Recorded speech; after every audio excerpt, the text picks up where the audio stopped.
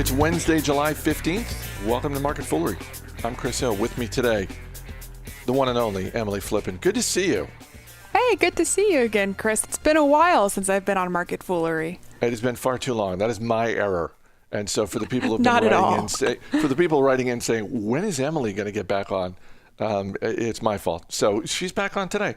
We're going to talk healthcare because we've got Dow component United Health out with their latest results. Emily's going to share the stock that she is watching this earnings season. We're going to start with the stock of the day, and that's Moderna, because Moderna's shares up in the neighborhood of like 10, 12% after the company said their COVID-19 vaccine candidate produced a robust response. That's their word, robust, in all 45 patients that were involved in an early study. Encouraging news, Emily. I'm sure that's why we're seeing the reaction in the stock. I will point out that at the end of this month, Moderna is going to be doing a much bigger trial. They're going to start a trial with 30,000 people. So hopefully the results of that test are just as encouraging. But what did you make of this news? There is a lot to unpack here. This study with 45 patients, which to your point, saw a robust immune response in producing antibodies that could prevent or at least counter the spread of this new COVID. It started to come out, and it's a phase 1 study, so don't read too much into it. But it is promising, not just for investors, but for humankind, that we may be making some progress on the front for creating a coronavirus vaccine.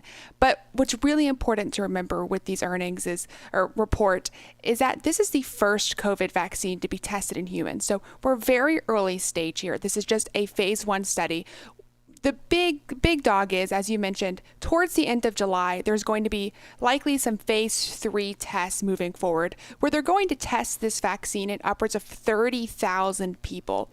That's going to be a lot more informative for investors and, more importantly, for everybody as to whether or not this vaccine really has the veracity to be the preventative measure that we've all been looking for. One of the things we talk about, particularly around earnings season, is the way that companies, and in particular executives at those companies, choose to communicate. What do they say on conference calls? What do they say during the quarter?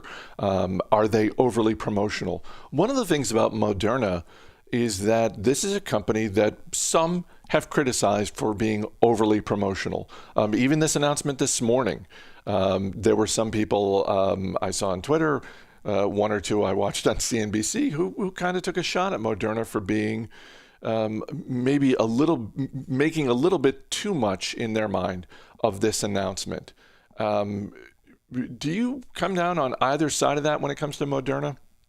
Now, this is just my opinion. I can see people who will make that argument because there is a lot of hype right now around COVID vaccines. But Moderna defended themselves against these claims, and I tend to agree with management. They said we have an obligation to our shareholders to release information that could potentially move our stock price. We don't want to sit on this information because it's relevant for everybody that's investing in our company. So they came out with this very limited study because they thought it was important for investors and consumers to be aware of. And I respect that. It's important to note that, again, this is just a phase 1 study. So I understand the skepticism. You don't want to get a lot of press saying Moderna has an effective COVID vaccine because that's simply not the case right now.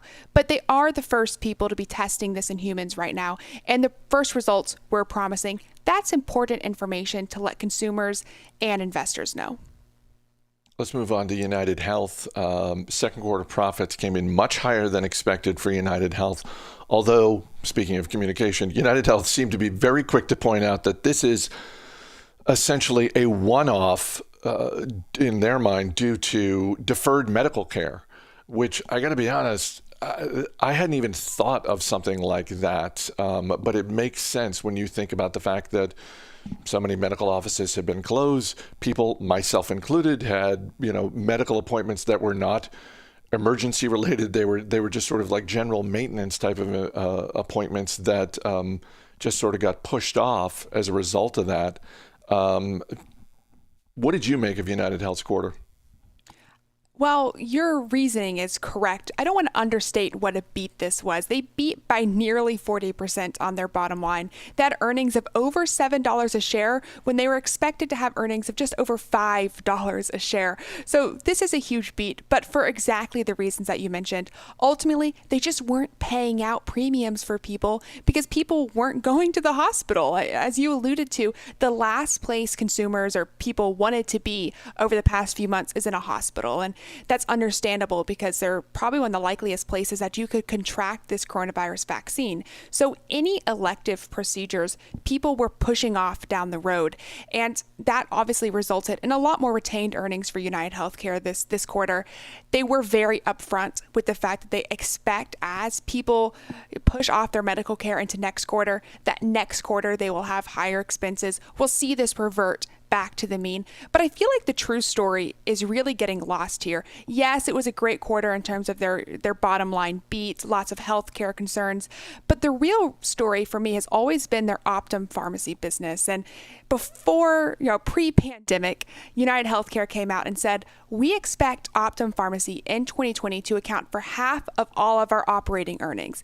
This pharmacy business that was really not meaningful to them only a few years back is expected to be half of all their operating earnings this year. And we saw that trend in the growth of their pharmacy business continue this quarter. So when I think about United Healthcare moving forward, I just think it's so important for investors to always keep an eye out on that Optum Pharmacy. Don't get swayed in by these deferred healthcare costs. This was their second quarter results, and I was a little struck by the fact that they maintained full year guidance. That is not common in this environment we're seeing the opposite happening where companies are saying, don't ask us about guidance. We're not doing that. Were you surprised that they maintained the full year guidance? Yes, because I think it's a risky move on their part, mostly because someone's giving them a free out to remove guidance. And if you're dramatically wrong on that guidance in a really unpredictable scenario, then that can mean potentially really volatile reactions from investors and in your stock price with the market. But what's really interesting about United Healthcare and why I kind of understand why they didn't redact those earnings expectations is the fact that United Healthcare, if this pandemic continues, just looks better for exactly the reasons that we saw this quarter because people are putting off their healthcare expenses. So they're keeping that full year guidance because even if things revert next quarter and they have a poor quarter next quarter, it will likely even out to what their guidance was initially starting this year. But even with the expectation that things could be better if this pandemic extends, at least on their earnings front, I think it's a risky move. I really don't know if I agree with the concept of providing really broad-ranging guidance in the first place, but doing it in the volatile times that we're living in today, even if it's to the upside, to me just feels like unnecessary risk. Yeah, that is one of those behind closed doors conversation that I would love to watch a video of, because I have to believe there are people within United Health Management who, to your point, were saying, we don't need to do this. We have the out. It's a pandemic. Not to be childish about it, but everyone's doing it. Why are we going to maintain guidance?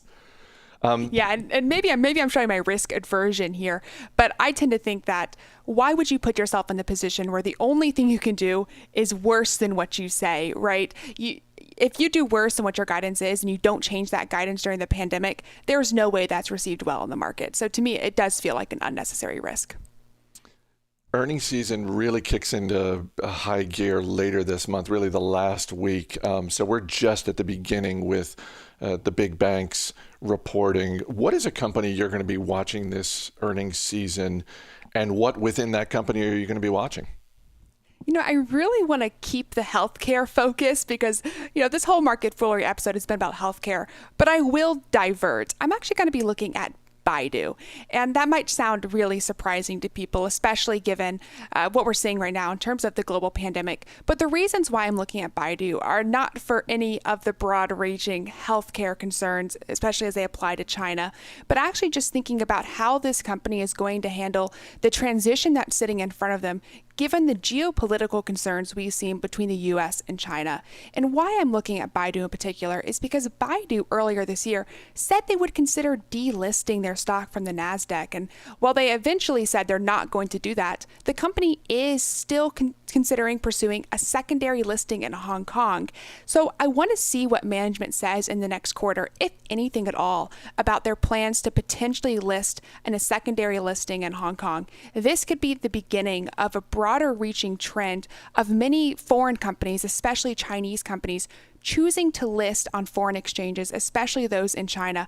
And the reason why Baidu CEO Robin Li wants to do this is he believes that the valuations for Chinese companies on the U.S. market are not up to snuff. They think they can get more money if they're listed elsewhere. Do you think there is more skepticism today than, say, 6 months ago about Chinese companies in general? And I'm thinking part of it is macro with the ongoing trade war with China. And part of it is micro examples like the Luckin Coffee accounting scandal, which, when Wirecard had their accounting scandal in Germany, I joked on this show it would be interesting to see if everyone comes out and starts saying, well, we shouldn't invest in German companies. That's not going to happen. But people look at what happened at Luckin Coffee and say, well, that confirms my suspicions about Chinese companies, which is you just can't trust the accounting.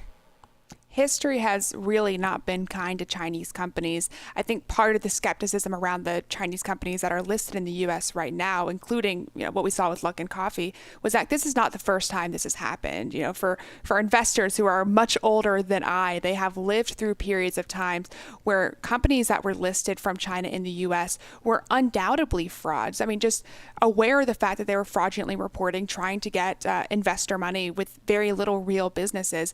So there's a certain level of skepticism that's applied to Chinese companies, just given the volatile history of Chinese companies listed in the U.S. But I definitely think that just over the last 6 months, we've seen the investor mindset really shift with these companies. Part of it's a trade war, but I really think it's the political tensions between China and the U.S. right now.